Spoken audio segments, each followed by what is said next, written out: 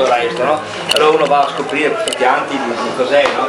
E dopo capita che si innamora e dice, si mette un piede, no? Pesci è un piccolo borgo, a Radicchiati, siamo a 600 metri di altitudine, i vigneti sono pochi a Vesci, sono più a Casteldecchi, no?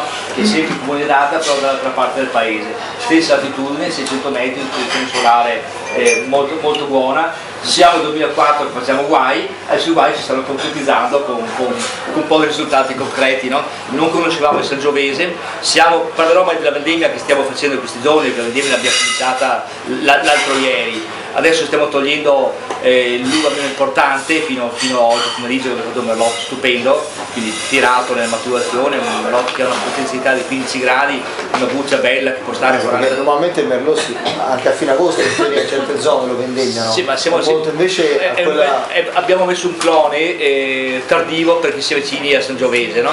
E abbiamo dei vigneti molto vecchi, quindi dobbiamo fare vecchi, cosa vuol dire spesso? Vigneti dove c'è la promiscuità, c'è il Sangiovese assieme al Canaiolo, che però il Sangiovese e il Canaiolo non hanno la stessa epoca di maturazione, quindi dobbiamo andare a cogliere l'uva prima nel Sangiovese e dopo nel Canaiolo, che non si distingue subito perché la foglia del Canaiolo, se la girate, ha la barba dietro, no? Quindi allora bisogna spiegare a tutti i vendemmiatori che la devo sentire con tanto, no? Perché non devo vendemmiare quella, devo vendemmiare l'altra, no? Perché tante volte è abituato a mandare nei vigneti e vendemmiare tutto, no? Che invece è un po' più laborioso, no?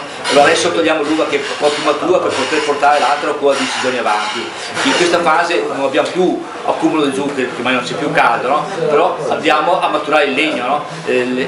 Tutto il raspo diventa più legnoso, ma soprattutto il vinacciolo da verde diventa legnoso, no?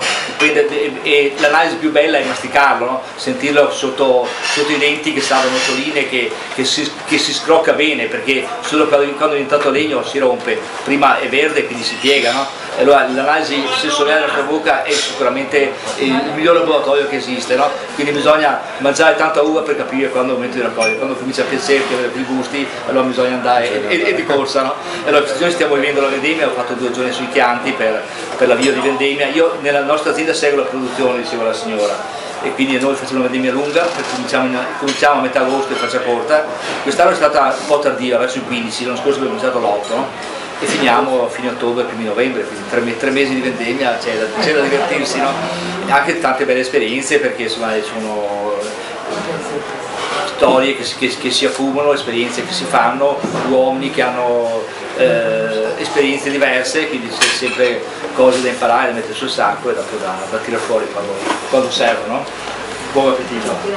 Grazie.